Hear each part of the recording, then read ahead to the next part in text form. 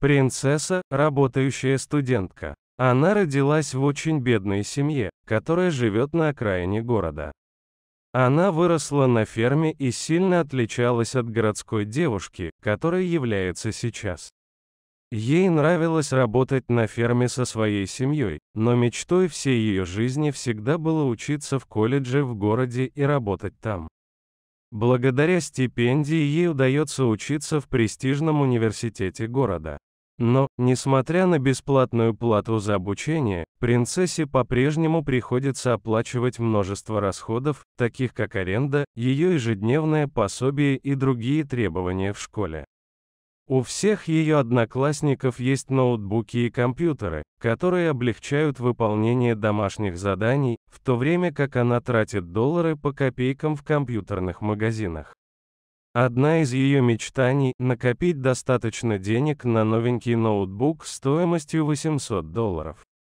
Это, конечно, выходит за рамки ее бюджета, но она все равно хочет его купить, поэтому она усердно работает все свое свободное время, просто чтобы иметь достаточно денег на ежедневные расходы и когда-нибудь накопить на ноутбук своей мечты.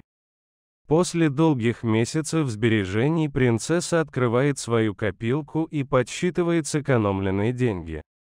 Пока что она сэкономила $300, что все еще слишком мало для ноутбука ее мечты. «Я должна работать усерднее», — думает она про себя. В настоящее время у нее уже есть постоянная работа уборщицей на неполный рабочий день в их частной школе, но если она действительно хочет больше экономить, ей нужно больше зарабатывать и выполнять больше заданий.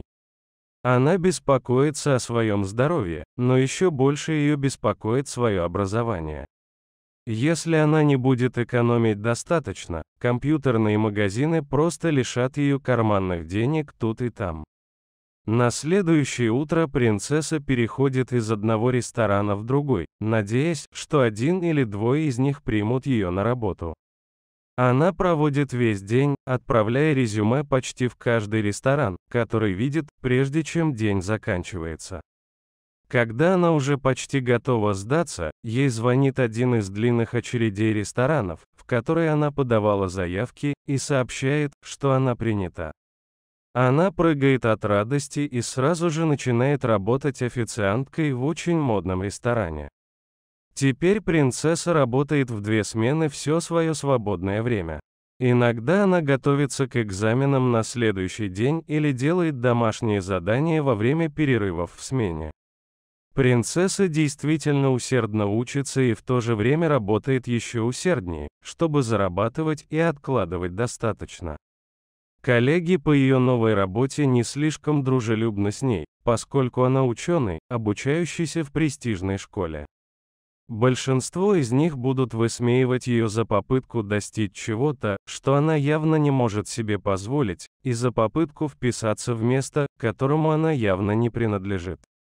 Принцесса расстраивается каждый раз, когда ее коллеги говорят ей об этом, но ее мечты заставляют ее отмахиваться от всех плохих высказываний, которые они бросают в ее адрес. На 3-й день своей работы официанткой в ресторане она очень устала и проголодалась из-за недавних экзаменов, которые сдала всего за несколько часов до этого. Она еще ничего не ела с самого завтрака, и теперь у нее громко урчит в животе. Когда она входит в ресторан, в котором работает, она сразу же ощущает аромат морепродуктов, трюфелей и всего, что есть в меню, и от этого у нее слюнки текут. Она очень голодна, и в кармане у нее всего несколько долларов. Она подумывает о том, чтобы сначала купить себе полноценный обед, прежде чем приступить к своей смене. В конце концов, она считает правильным вознаградить себя хорошей едой после долгого дня экзаменов. Решив купить что-нибудь поесть, она садится за один из столиков и вежливо просит одного из своих коллег передать ей меню. Когда она собирается сделать заказ, в ресторан входит грязный старик. Он одет в грязную одежду, его борода длинная, но покрыта грязью, а тело пропитано сухим жиром. Все быстро морщится, когда старик входит в модный ресторан, а некоторые даже поспешно прикрывают носы.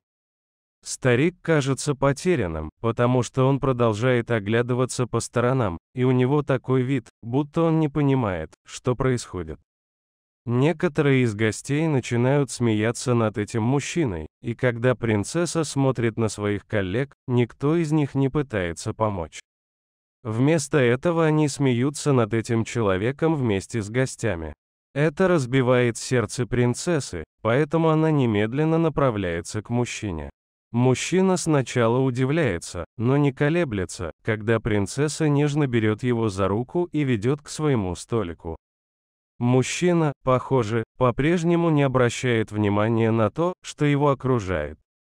Затем принцесса спрашивает мужчину, что ему нужно, и мужчина отвечает: голоден. Он заикается, когда говорит, и это еще больше разбивает сердце принцессы. Она немедленно подает знак своей коллеге принести им меню. Другой официант сначала колеблется, но вскоре следует за ним. Он приносит меню к столу, и принцесса позволяет мужчине выбрать блюдо.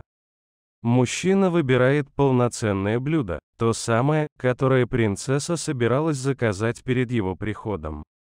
Принцесса с удовольствием заказывает еду для мужчины и просто сидит перед ним, пока он ест.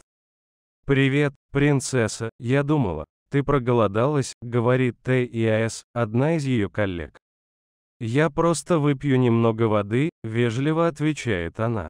Официант насмехается над ней за то, что она отказалась от шанса вкусно поесть ради никчемного бездомного.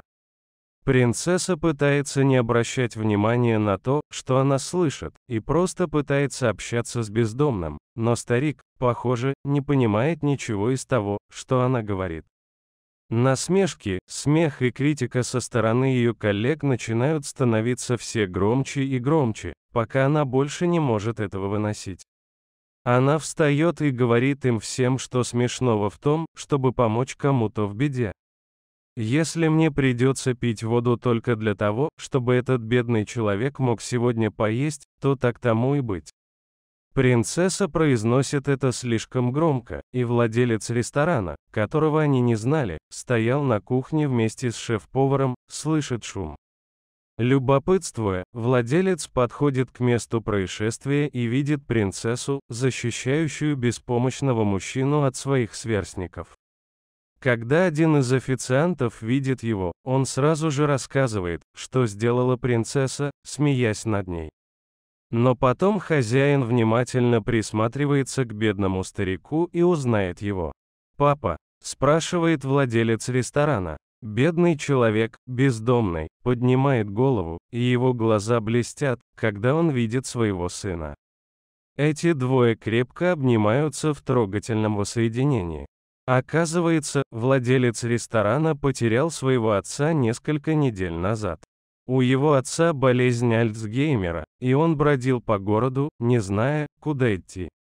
Он заблудился в лабиринте зданий и спал на улицах, превратив свой мягкий костюм в засаленную одежду. Владелец ресторана благодарит принцессу за ее доброе дело и предлагает ей прибавку к зарплате и $1000 наличными. Сначала она не решается принять это, но мужчина обещает помочь ей во всем, что ей понадобится в учебе. Другие официанты ничего не могут поделать, кроме как наблюдать с благоговением и сожалением, обращаясь с этим человеком так же, как они это сделали. Спасибо тебе за то, что относишься к нему так, словно он ничем не отличается. «Я в большом долгу перед вами за то, что вы вернули его», — говорит владелец ресторана.